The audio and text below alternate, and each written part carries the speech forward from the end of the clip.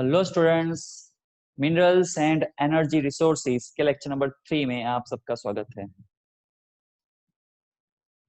अभी इस लेक्चर में जो चीजें आने वाली है वो आपको मैप में आएगी। ये पूरा चैप्टर मैप के लिए है और उसमें अभी जो आज चलने वाला है लेक्चर में वो आएगा।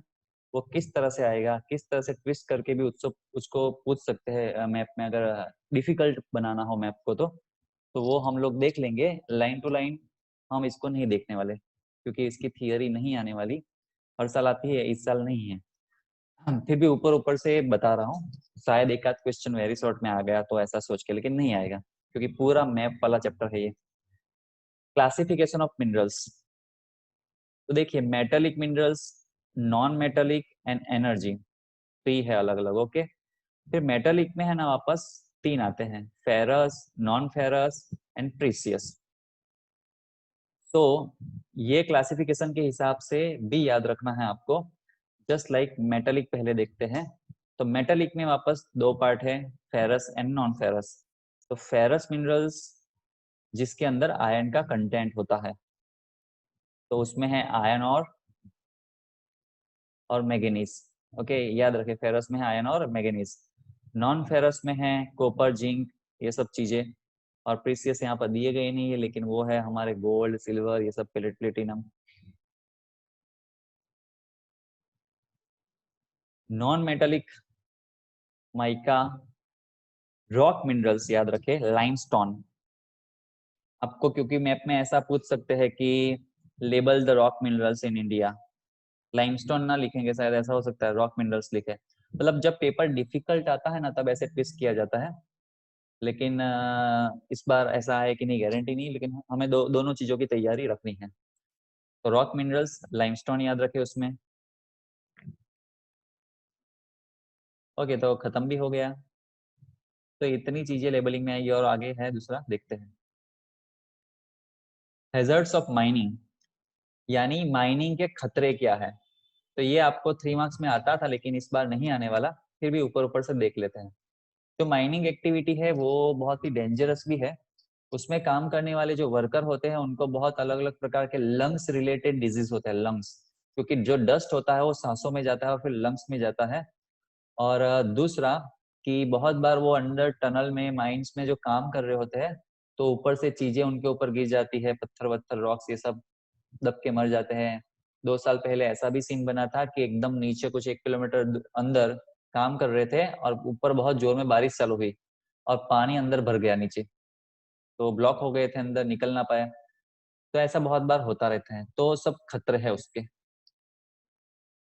फिर माइंस जो होती है, जहाँ माइनिंग का काम चलता है, वो उसका डस्ट जो उड़ता है तो आसपास के खेतों पे उसके लेयर बनते हैं। तो आसपास के जो खेत है ना वो सब खराब होते हैं, वो सब जमीन खराब होती है, रास्ते खराब होते हैं, हवा, एयर पॉल्यूशन होता है। तो ये सभी चीजें उसके मतलब हैजर्ड्स है उसके। लेकिन ये आपको नहीं आने वाला, only for general knowledge. Minerals को कैसे बचाया जाए। प्लान मैनर में अगर यूज किया जाए, रफ एंड टफ निकालते रहे अंदर से, ऐसा नहीं जैसे अभी पेट्रोल निकाल रहे हैं। और दूसरा कि technology should be develop to use lower grade minerals at lower cost. ऐसी टेक्नोलॉजी डेवलप करनी चाहिए कि जो लोअर ग्रेड के मिनरल्स है वो लोअर कॉस्ट में पड़े, कम कॉस्ट में हमें पड़े।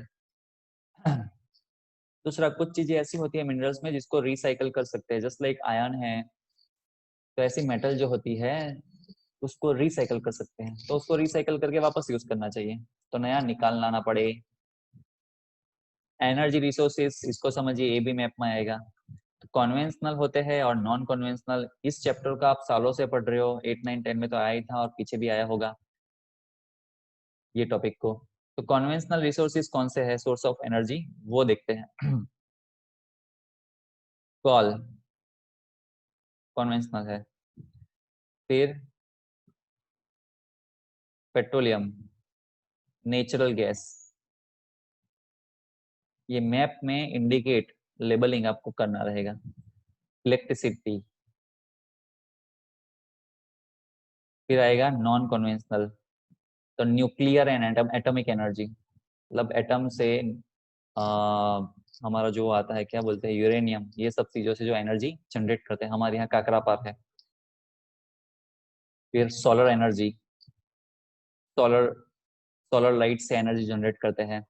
विंड पावर, हवा से। बायोगैस, टाइडल एनर्जी, टाइड्स, जो समुद्र के टाइड्स होते हैं उनसे जनरेट करते हैं। जियोथर्मल एनर्जी, तो ये सब है नॉन कन्वेंशनल।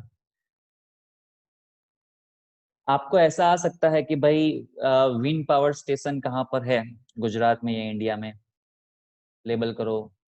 या फिर ऐसा भी कह सकते हैं आपको कि non conventional sources of energy, any two labelling करो। मतलब दोनों तरीके से तैयार रहना है। तो इसलिए आपको ये नॉन कन्वेंशनल में कौन से आते हैं ना वो याद रखना जरूरी है, और कन्वेंशनल में कौन से आते हैं ना वो भी याद रखना जरूरी है, इसलिए बताया मैंने। चलिए अभी कुछ चीजें हैं यहाँ पर देखते हैं। इतना क्लियर ऐसे तो दिख नहीं रहा, आप अपनी किताब में देखिए। तो देखिए कॉल फील्ड, जो इस उसका सिंबल है वो जहां जहां है वहाँ कॉल फील्ड है। और कॉल माइंस, इसका सिंबल जहाँ है वहाँ कॉल माइंस है। इस तरह से कहीं आपको, जैसे कि ये कॉल माइंस का है, तो बहुत बार ऐसा होता है, मतलब कुछ मैप ऐसे होते हैं जिसमें ऑलरेडी दिया हुआ है लोकेशन, आपको खाली नाम लिखना है। और कुछ ऐसे भी होते हैं क्वेश्चन कि आपको ढूंढ के नाम लिखना है। दूसरे कुछ मैप देखते हैं हम लोग।